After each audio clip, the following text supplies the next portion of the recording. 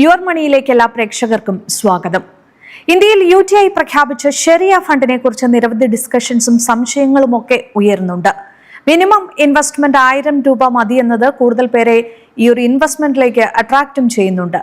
എന്താണ് ഷെറിയ ഫണ്ട്, ഒപ്പം എങ്ങനെ ഇൻവെസ്റ്റ്മെന്റ് നടത്താം എന്നതടക്കമുള്ള വിഷയങ്ങളാണ് ഇന്ന് യുവർ മണിയിൽ നമ്മൾ ചർച്ച ചെയ്യുന്നത്. പ്രേക്ഷകർക്ക് സംശയമുണ്ടെങ്കിൽ വിളിക്കാവുന്നതാണ്. വിളിക്കേണ്ട നമ്പർ 0585231 എന്ന നമ്പറിലേക്കോ അതല്ലെങ്കിൽ 0588041310 എന്ന നമ്പറിലേക്കോ വിളിക്കാവുന്നതാണ്. നിങ്ങളുടെ സംശയങ്ങൾക്ക് മറുപടി നൽകാൻ നമുക്കൊപ്പമുള്ളത് ബർജൽ ജിയോജിത്ത് മാനേജർ എലിസബത്ത് മൈക്കിളാണ്. സ്വാഗതം എലിസബത്ത്. നമുക്ക് ഈ ഓഹരി വിപണിയിൽ നിന്ന് തന്നെ തുടങ്ങാം. IT ഓഹരികളുടെ ഒരു കാര്യത്തിൽ ഇന്ത്യൻ ഓഹരി വിപണിക്ക് വലിയൊരു തിരിച്ചുവരവ് നടത്താനായി എന്നതാണ് ഇതുവരെയുള്ള കണക്കുകൾ. എന്താണ് ഇന്നത്തെ ഒരു മാർക്കറ്റ് അനാലിസിസ്? ഇന്നത്തെ മാർക്കറ്റ് നോക്കുവാണെങ്കിൽ IT കമ്പനികളൊക്കെ കുറച്ച് റിവൈവ്ഡ് ആയിട്ടുണ്ട്. ഷെയർ പ്രൈസ് കുറച്ചൊരു മൂവ്മെന്റ് ആണ് വന്നിരിക്കുന്നത്. IT കമ്പനികളും AI ഇൻവെസ്റ്റ് ചെയ്ത് AI എന്നുള്ള കൂടുതൽ റവന്യൂ ഷെയർ ഇംപ്രൂവ് ചെയ്യാൻ ട്രൈ ചെയ്യുന്നുണ്ട് IT കമ്പനികൾ. അതുകൊണ്ട് തന്നെ മാർക്കറ്റിലെ IT കമ്പനികളിൽ ലീഡ് ചെയ്ത് മാർക്കറ്റിൽ ഒരു വളർച്ചയായിരുന്നു ഇന്ന് കണ്ടിരുന്നത്. മാർക്കറ്റ് പോസിറ്റീവായിട്ട് ക്ലോസ് ചെയ്തിട്ടുണ്ട്. 83,500 ഇന്ത്യൻ മാർക്കറ്റ് ഇപ്പം ഏകദേശം ട്രേഡ് ചെയ്യുന്നത്, സെൻസെക്സ്. ഇതാണ് മാർക്കറ്റിനെ കുറിച്ചുള്ള ഒരു അവലോകനം. ഇന്നിപ്പോ പോസിറ്റീവായിട്ടാണ് ക്ലോസ് ചെയ്തിരിക്കുന്നത് ഇന്ത്യൻ മാർക്കറ്റ്. തീർച്ചയായിട്ടും. ഇനി UTI ഫണ്ടിലേക്ക് വന്നാൽ എന്താണ് ഷെറിയ ഫണ്ട്? എന്തുകൊണ്ട് നമ്മൾ ഈ ഒരു ഫണ്ട് ചൂസ് ചെയ്യണം എന്നുള്ള ഒരു സംശയം എല്ലാവർക്കും ഉണ്ട്. ഷെറിയ ഫണ്ട് എന്ന് വെച്ചാൽ നിഫ്റ്റി 500 ഷെറിയ ഫണ്ട് എന്നാണ് ഈ ഫണ്ടിന്റെ പേര്. ഇത് ഷെറിയ കംപ്ലൈന്റ് ആയിട്ടുള്ള, അതായത് ഇസ്ലാമിക് പ്രിൻസിപ്പിൾസ് ഫോളോ ചെയ്യുന്ന ഒരു ഫണ്ടാണ് ഈ മ്യൂച്വൽ ഫണ്ട്. ഇതിനകത്ത് ഈ നിയമം പറയുന്നത് അനുസരിച്ച് ബാൻ ചെയ്തിട്ടുള്ള ഇൻഡസ്ട്രിയിലൊന്നും ഇൻവെസ്റ്റ് ചെയ്യുന്നില്ല. ഈ 500 ഇൻഡെക്സ് ഫണ്ടും ഇൻവെസ്റ്റ് ചെയ്യുന്നത് ഷെറിയ റൂൾ പ്രകാരമുള്ള കമ്പനികളിലാണ്. അപ്പൊ അതിന്റെ ലാഭത്തിന്റെ ബേസിസിലാണ് ഈ കമ്പനികളും സെലക്ട് ചെയ്തിരിക്കുന്നതും അതിന്റെ ഗ്രോത്തും ഉണ്ടായിരിക്കുന്നത്. ഇത് UTI എന്ന് പറയുന്ന ഫണ്ട് ഹൗസിൽ നിന്ന് ഇപ്പം വന്നിരിക്കുന്ന ഒരു NFO ആണ്, ന്യൂ ഫണ്ട് ഓഫർ ആണ്. ഇത് ഫെബ്രുവരി 5 തൊട്ട് ഫെബ്രുവരി 18 വരെ ഈ ന്യൂ ഫണ്ട് ഓഫർ റണ്ണിങ് ആണ്. അതായത് നാളെ ഈ ന്യൂ ഫണ്ട് ഓഫർ മാർക്കറ്റിലേക്ക് ഫണ്ട് കളക്ട് ചെയ്യുന്നത് നിർത്തും. അത് കഴിഞ്ഞിട്ട് പിന്നെ ഇത് ഒരു ഓപ്പൺ എൻഡഡ് ആയിട്ട് ഒരു ആഫ്റ്റർ 1 വീക്ക് മാർക്കറ്റിൽ ഏത് ഇൻവെസ്റ്റേഴ്സിനും പർച്ചേസ് ചെയ്യാം. ഇത് ഒരു KYC, no your customer documentation ചെയ്തിട്ട് ഇൻവെസ്റ്റ് ചെയ്യാൻ പറ്റുന്ന ഒരു ഫണ്ടാണ്.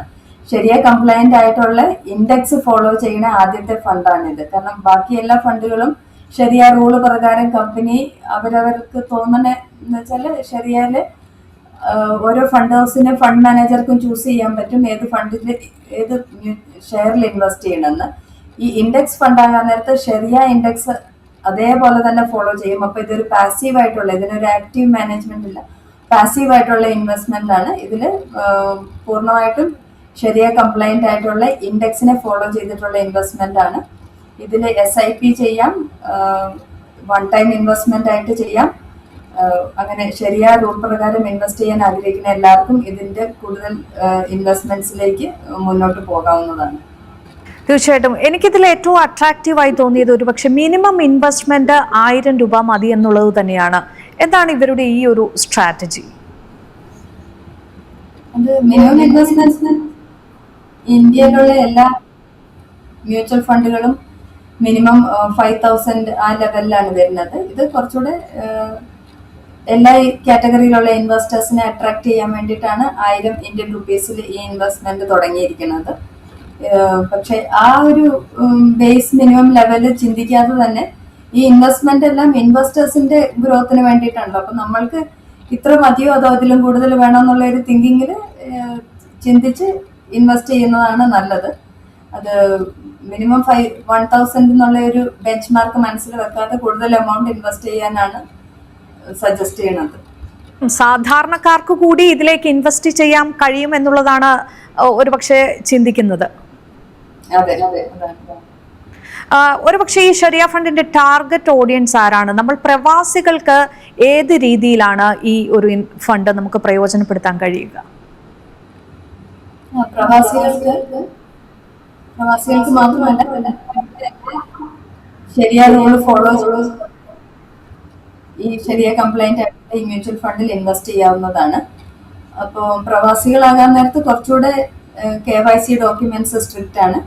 നോ യുവർ കസ്റ്റമർ ഡോക്യുമെന്റേഷൻ അത് നമ്മുടെ ഓഫീസിൽ അവിടെ കോൺടാക്ട് ചെയ്താലും ആ KYC ചെയ്തിട്ട് ഇൻവെസ്റ്റ്മെന്റ്സ് പ്രൊസീഡ് ചെയ്യാൻ പറ്റുന്നതാണ്. പിന്നെ ഇതിന് 2 ഫണ്ട് മാനേജർ ഉണ്ട്.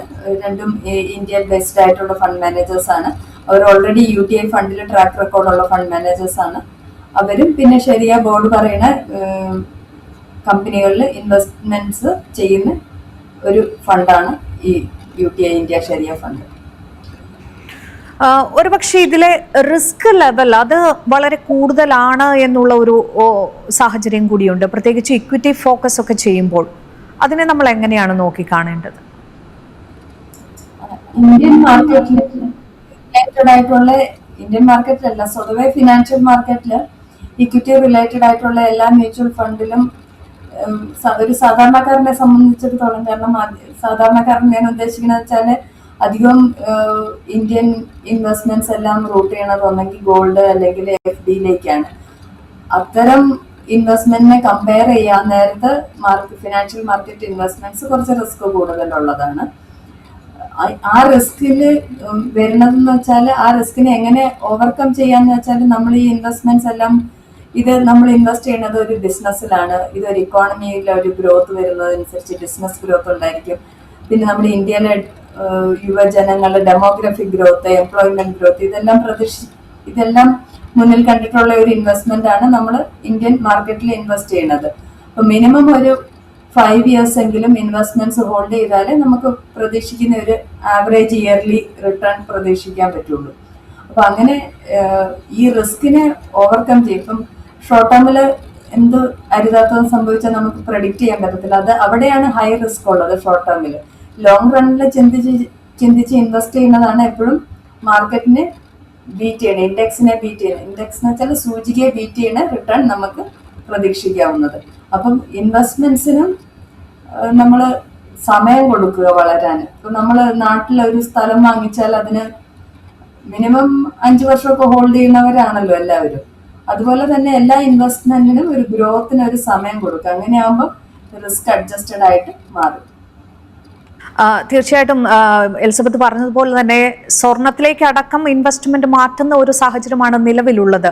അപ്പോൾ എന്തുകൊണ്ട് നമ്മൾ ഇത്തരം ഒരു ഫണ്ടിലേക്ക് വരണം എന്നുള്ള ചിന്ത പലർക്കും ഉണ്ടാകും?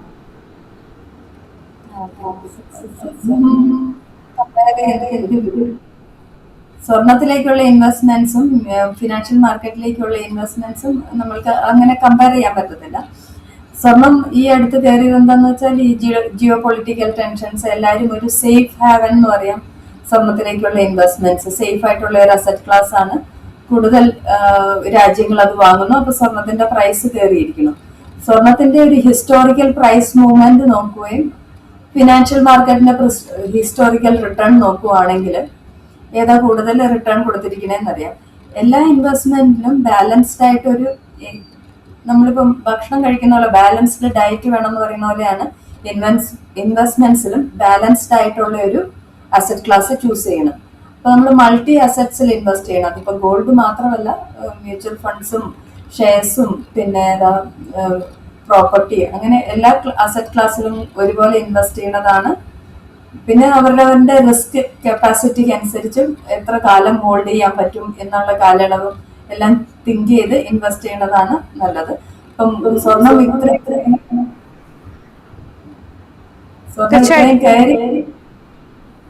കയറി കഴിഞ്ഞിട്ടാണ് ഇനി ചെയ്യാനായിട്ട് ഓരോ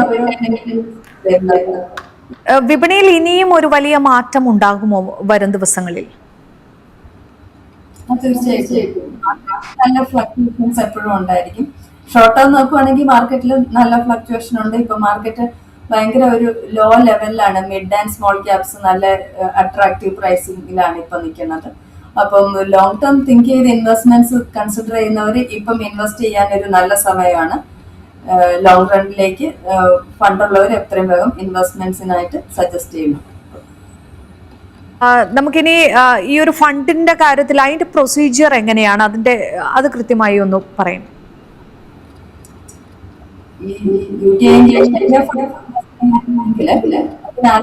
KYC ചെയ്യണം. KYC ചെയ്യാൻ നമ്മുടെ ഓഫീസിനെ കോൺടാക്ട് ചെയ്താൽ മതി. KYCക്ക് ഇവിടെ ബേസിക് ആയിട്ട് കിട്ടുന്ന ഐ ഡി കോപ്പീസ് ആണ് വേണ്ടിയത്. അതുകൂടാതെ ഇന്ത്യൻ മാർക്കറ്റിൽ ഇൻവെസ്റ്റ് ചെയ്യുന്നത് കൊണ്ടാണ് NRE അല്ലെങ്കിൽ NRO അക്കൗണ്ട് വഴി ഇത് ഗിഫ്റ്റ് വഴി റൗട്ട് ചെയ്തൊരു മ്യൂച്വൽ ഫണ്ടാണ്. അപ്പൊ NRE NRO ബാങ്ക് അക്കൗണ്ട് ഉള്ളവർ ഈ അതിന്റെ ഓൺലൈൻ നെറ്റ് ബാങ്കിങ് ഫെസിലിറ്റി ഉണ്ടെങ്കിൽ നമ്മൾക്ക് അതിൽ ഇൻവെസ്റ്റ്മെന്റ്സ് ഇവിടെ നമ്മുടെ ഓഫീസ് വഴി പ്രൊസീഡ് ചെയ്യാൻ പറ്റുന്നതാണ്. തിരിച്ച് ഇൻവെസ്റ്റ്മെന്റ് റിട്ടേണും NRE വഴി ചെയ്തവർക്ക് NRE കിട്ടും, NRO വഴി ചെയ്തവർക്ക് NROയിലും തിരിച്ച് വിഡ്രോ ചെയ്യാൻ നേരത്ത് കിട്ടും, ഇൻവെസ്റ്റ്മെന്റ്സ് തിരിച്ചു കിട്ടുന്നുണ്ട്. പിന്നെ ഇതിന് KYC ഇടയ്ക്കിടയ്ക്ക് അപ്ഡേറ്റ് ചെയ്യേണ്ടി വരും എന്ന് വെച്ചാൽ എന്തെങ്കിലും ഡോക്യുമെന്റ്സ് മാറുമ്പോൾ അപ്ഡേറ്റ് ചെയ്യേണ്ടതേ ഉള്ളൂ. ഫസ്റ്റ് ചെയ്യേണ്ടത് ഇന്ത്യൻ മാർക്കറ്റിലെ KYC ചെയ്യുക, ഈ നെറ്റ് ബാങ്കിങ് ഫെസിലിറ്റി ഉണ്ടാവുക ഇന്ത്യൻ മാർക്കറ്റിൽ, ഇന്ത്യൻ ബാങ്കിൽ, അത്രേ ഉള്ളൂ. അത് കഴിഞ്ഞാൽ നമ്മുടെ ഓഫീസ് ഹെൽപ്പ് ചെയ്യും ഈ ഇൻവെസ്റ്റ്മെന്റ്സിന് എങ്ങനെ റൗട്ട് ചെയ്യാന്നുള്ള രീതി. തീർച്ചയായും വളരെയധികം നന്ദി എലിസബത്ത്. നമ്മൾ സംസാരിച്ചത് UTI ഈ ഫെബ്രുവരിയിൽ പ്രഖ്യാപിച്ച ദേശീയ ശരിയ ഫണ്ടിനെ കുറിച്ചുള്ള വിവരങ്ങളായിരുന്നു. നിങ്ങൾക്ക് എന്തെങ്കിലും ഇനിയും സംശയമുണ്ടെങ്കിൽ ബുർജിൽ ജിയോജിത് കോൺടാക്റ്റ് ചെയ്യാവുന്നതാണ്. സ്ക്രീനിൽ കാണുന്ന നമ്പറിൽ 0506467801 എന്ന നമ്പറിൽ ബന്ധപ്പെടാവുന്നതാണ്. വിവിധ ബ്രാഞ്ചുകളിൽ ദുബായ്, അബുദാബി, ഷാർജ അടക്കമുള്ള വിവിധ ബ്രാഞ്ചുകളിൽ സേവനം ലഭ്യമാണ്.